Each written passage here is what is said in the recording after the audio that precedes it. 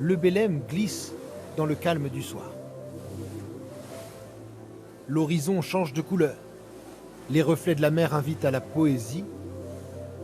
Les marins à bord entament le quart de nuit. On est presque revenu à 230, pas beaucoup, mais tu reviens vers 5-6. Sur le pont, une seule lueur persiste. Dans la timonerie, le lieutenant Loïc Asset surveille la route du navire. Et j'avais 11 degrés 48 minutes de longitude. Dans ce 3-mâts du 19e siècle, les instruments modernes n'ont pas remplacé les bonnes vieilles cartes marines.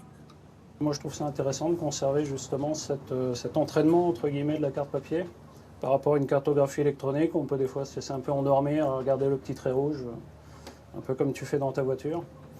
Et là, c'est vrai qu'il y a ce savoir-faire qu'on perpétue et c'est toujours intéressant. Au petit matin, la terre est en vue. Nous sommes à quelques milles de Madère.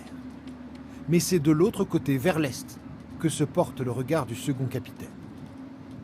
Le compas gyroscopique se fie à la position du soleil levant. Il sert à déterminer sa position, mais pas seulement. C'est aussi un vrai plaisir quoi, de pouvoir le faire avec des éléments de l'environnement, quoi, tout simplement, de comparer des instruments, de trouver une position avec un astre ou des choses comme ça, c'est toujours super. Quoi. Aujourd'hui, les passionnés de vieilles voiles vont être ravis.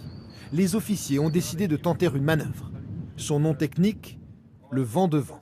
C'est en fait l'équivalent d'un virement de bord, ce qu'on ferait sur un navire de plaisance classique. Donc là, on a des conditions qui sont vraiment idéales. On a 17 nœuds de vent apparent, avec une mer qui n'est pas trop formée, donc ça devrait normalement bien se passer, hein, on espère. En principe, les voiles du Belém sont conçues pour recevoir le vent par l'arrière. D'accord, on a besoin de 2 personnes en plus, avec Fanny à l'avant. Impossible d'avancer contre la brise. À tous, la barre est juste à gauche. On peut border le gui à plat, s'il vous plaît, dans l'axe. Les marins vont devoir obliger le vieux gréement à tourner en reculant. La barre est 15 à gauche. Cette manœuvre n'est pas obligatoire. Les moteurs pourraient les mener à bon port facilement. C'est pour la beauté du geste. Malgré tout, l'équipage est vigilant. C'est risqué, il y a des tensions fortes dans le gréement, dans les écoutes, etc. Donc on n'a pas envie de les mettre en danger.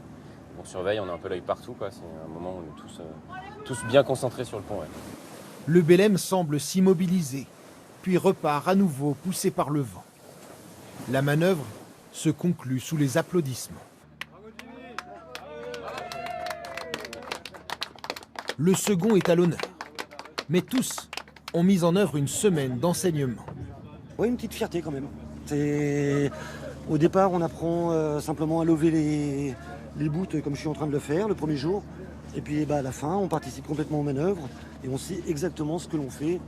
Ou alors, on essaye de connaître exactement ce que l'on fait. Jim Le Floch, à peine trentenaire, vient de faire parler son expérience de la mer. Le Belém, c'est un bateau que j'ai découvert tout petit, parce que j'ai grandi à Concarneau, dans le Finistère Sud, et c'est un bateau qui venait en escale régulièrement dans ce port.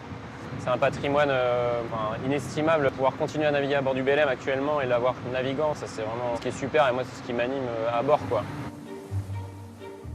Ces falaises volcaniques, les Portugais les appellent simplement les îles désertes. Comme pour donner un répit aux 3-mâts, les stagiaires vont laisser le Belém à l'ancre et aller faire un tour de zodiaque, sans oublier de jeter un dernier coup d'œil vers l'arrière. Il est extraordinaire. Comme ça, vu de la mer, donc on le voit en contre-plongée, c'est fantastique. Après 6 jours sur l'océan, Nicole Cadillac touche terre pour la première fois. Wow. Ici, seul sur l'île, quelques naturalistes veillent sur 200 espèces rares. Des oiseaux, des crabes ou des reptiles. Un havre de paix où les couleurs de l'herbe se mêlent au rouge des roches volcaniques.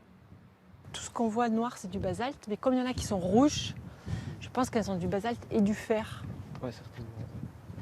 On sent en géologie, dès que c'est un peu rouge, c'est du fer. Ici, les marins se rêvent Magellan en terre de feu, Christophe Colomb en Amérique.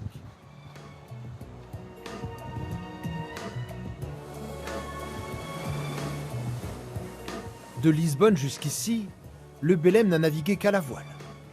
Seule exception, l'arrivée au port de Funchal se fait au moteur avec l'aide de ce pilote local.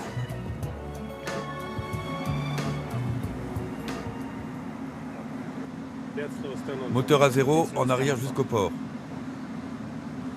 20 mètres du quai. 2 nœuds.